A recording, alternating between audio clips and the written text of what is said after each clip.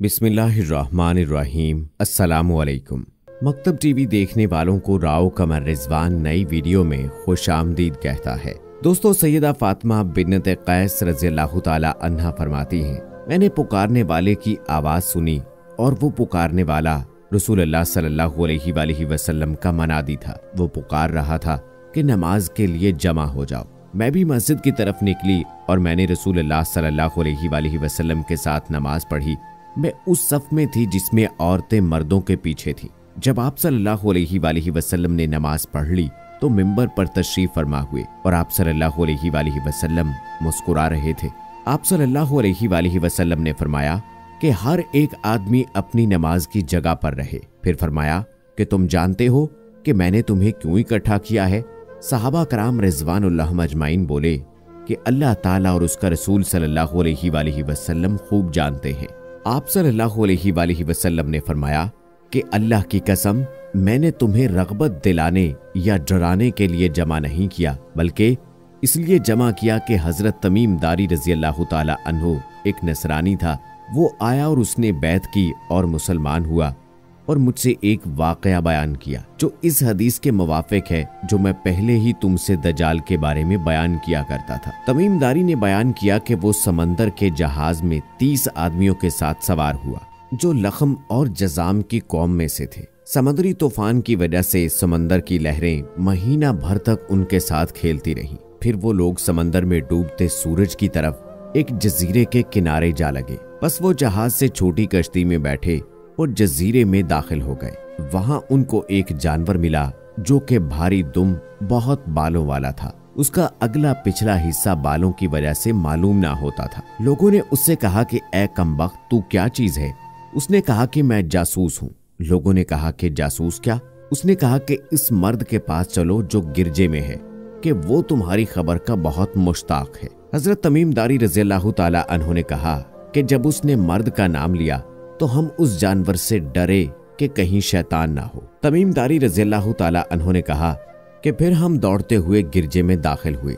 देखो तो वहां एक बड़े कद का आदमी है कि हमने इतना बड़ा आदमी और वैसा सख्त जकड़ा हुआ कभी नहीं देखा। उसके दोनों हाथ गर्दन के साथ बंधे हुए थे और दोनों रानों से टखनों तक लोहे से जकड़ा हुआ था। हमने कहा कि ए कमबख्त, तू क्या चीज है? उसने कहा कि तुम मेरी खबर पर काबू पा गए हो, यानी मेरा हाल तो तुमको अब मालूम हो जाएगा। तुम अपना हाल बताओ कि तुम कौन हो। लोगों ने कहा कि हम अरब लोग हैं, समंदर में जहाज में सवार हुए थे, लेकिन जब हम सवार हुए तो समंदर को जोश में पाया। फिर 1 महीने की मुद्दत तक लहर हमसे खेलती रही। फिर हम इस जजीरे में आ लगे तो छोटी कश्ती में बैठकर जजीरे में दाखिल हुए। बस हमें एक भारी दुम का और बहुत बालों वाला जानवर मिला। हम उसके बालों की कसरत की वजह से उसका अगला पिछला हिस्सा ना पहचानते थे। हमने उससे कहा कि ए कमबख्त, तू क्या चीज है? उसने कहा कि मैं जासूस हूँ। हमने कहा कि जासूस क्या? उसने कहा कि उस मर्द के पास चलो जो गिरजे में है और वो तुम्हारी खबर का बहुत मुश्ताक है। बस हम तेरी तरफ दौड़ते हुए आए और हम उससे डरे कि कहीं भूत प्रेत ना हो। फिर उसने कहा, मुझे ये बताओ कि बैसान की खजूरों में फल आता है या नहीं? हमने कहा हाँ आता है। उसने कहा कि वो वक्त करीब है जब उसमें फल ना आए। फिर उसने पूछा, अच्छा बहीरा तिब्रिया की मुतल्लिक बताओ, उसमें पानी है या नहीं? हमने कहा कि बहुत है। उसने कहा वो जमाना करीब है जब इसमें पानी न रहेगा। फिर उसने पूछा, ज़गर के चश्मे के मुतल्लिक बताओ, उसमें पानी है या नहीं, और उस बस्ती वाले अपने खेतों को उसका पानी देते हैं या नहीं?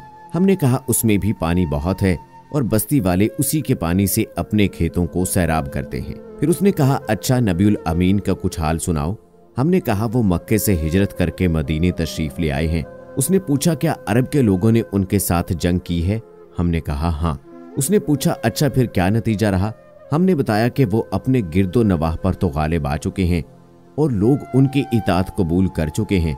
उसने कहा, सुन लो, उनके हक में यही बेहतर था कि उनकी इताअत कर ले। और अब मैं तुमको अपने मुतालिक बताता हूँ। मैं मसीह दज्जाल हूँ और वो वक्त करीब है जब मुझको यहाँ से बाहर निकलने की इजाजत मिल जाएगी।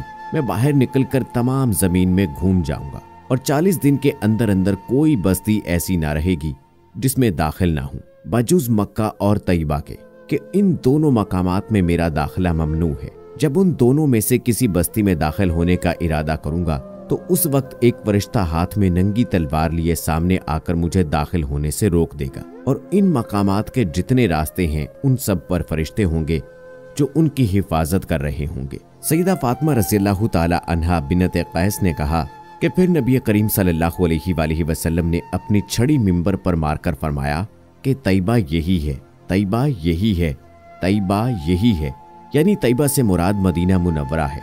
खबरदार रहो, भला मैं तुमको इस हाल की खबर दे नहीं चुका हूं? तो असहाब ने कहा हाँ। नबी करीम सल्लल्लाहु अलैहि वसल्लम ने फरमाया कि मुझे तमीम रज़ियल्लाहु ताला अन्हु की बात अच्छी लगी, जो इस चीज के मुवाफिक हुई जो मैंने तुम लोगों से दज्जाल और मदीना और मक्का के हाल से फरमा दिया था। खबरदार रहो, वो शाम या यमन के समंदर में है नहीं, बल्कि वो मशरिक की तरफ है, वो मशरिक की तरफ है, वो मशरिक की तरफ है। और आप सल्लल्लाहु अलैहि वसल्लम ने मशरिक की तरफ इशारा किया। सैयदा फातिमा बिन्नत कैस रज़ियल्लाहु ताला अन्हा ने कहा कि ये हदीस मैंने रसूलुल्लाह सल्लल्लाहु अलैहि वसल्लम से याद रखी है। याद रहे कि मशरिक की तरफ बहरा हिंद है और इस हदीस की बुनियाद पर यह कहा जाता है कि शायद दज्जाल बहरा हिंद के किसी जजीरे में हो। दोस्तों, इस रिवायत में आपने उन सहाबी के बारे में सुना जिनकी दज्जाल से मुलाकात हुई और उनकी दज्जाल से गुफ्तगू भी आपने सुनी। जहां तक बात है आखिर वक्त में दज्जाल के ज़हूर की, तो इस बारे में रिवायात में यूं आता है कि दज्जाल एक नौजवान मर्द होगा। वो भारी भरकम जिस्म, सुर्ख रंगत का मालिक होगा। अवाम में उसका लक़ब मसीह होगा। वो एक आंख से काना होगा, उसके बाल छोटे और घुंघराले होंगे। सवारी में एक बड़ा गधा होगा। अवलन उसका ज़हूर मुल्क इराक और शाम के दरमियान होगा, जहां नबूवत और रसालत का दावा करता होगा। फिर वहां से अस्फ़हान चला जाएगा। यहाँ इसके हमरा 70,000 यहूदी होंगे। यहीं से खुदाई का दावा करके चारों तरफ फसाद बर्पा करेगा और जमीन के अक्सर मकामात पर गश्त करके लोगों से अपने आप को खुदा मनवाएगा। और याद रहे कि रसूलुल्लाह सल्लल्लाहु अलैहि वसल्लम का फरमान है कि दज्जाल को कत्ल करने की ताकत सिवाय हजरत ईसा अलैहिस्सलाम के किसी और को नहीं दी गई। हजरत ईसा अलैहिस्सलाम दज्जाल को कैसे और कहां कत्ल फरमाएंगे, इस हवाले से ये तफसीली हदीस मुलाहिजा फरमाएं। हजरत अबू हुरैरा रज़ियल्लाहु ताला अन्हु बयान करते हैं कि रसूलुल्लाह सल्लल्लाहु अलैहि वसल्लम ने फरमाया, क़यामत उस वक्त तक कायम नहीं होगी जब तक कि अहले रूम, आमाक या दाबक के मकाम पर ना पहुंच जाएं। फिर उनसे लड़ने के लिए उस जमाने के बेहतरीन लोगों का एक लश्कर मदीना मुनव्वरा से रवाना होगा।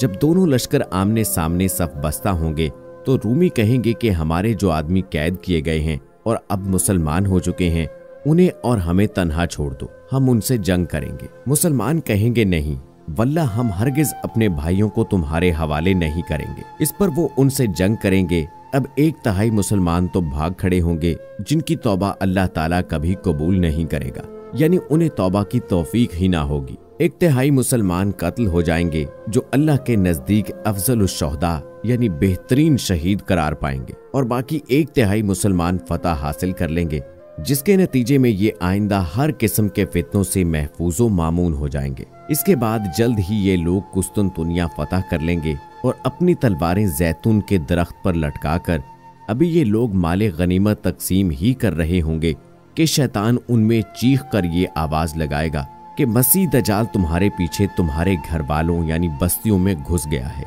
ये सुनते ही लश्कर दज्जाल के मुकाबले के लिए कुस्तुनतुनिया से रवाना हो जाएगा, लेकिन ये खबर गलत होगी। फिर जब ये लोग शाम पहुंचेंगे तो दज्जाल वाकई निकल आएगा। वहां अभी मुसलमान जंग की तैयारी और सफ़ें दुरुस्त करने ही में मशगूल होंगे कि नमाज फजर की इकामत हो जाएगी और इसके साथ ही ईसा इब्ने मरियम अलैहिस्सलाम नाजिल हो जाएंगे और मुसलमानों के अमीर को उनकी इमामत का हुक्म फरमाएंगे। अल्लाह का दुश्मन यानी दज्जाल ईसा अलैहिस्सलाम को देखते ही इस तरह पिघल जाएगा जैसे नमक पानी में घुलता है। अगर ईसा अलैहिस्सलाम उसे छोड़ भी देते तब भी वो घुल घुल कर हलाक हो जाता, लेकिन अल्लाह ताला उसे हजरत ईसा अलैहिस्सलाम के हाथों कत्ल करवाएंगे और वो अपने नेज़े पर उसका खून लोगों को दिखाएंगे।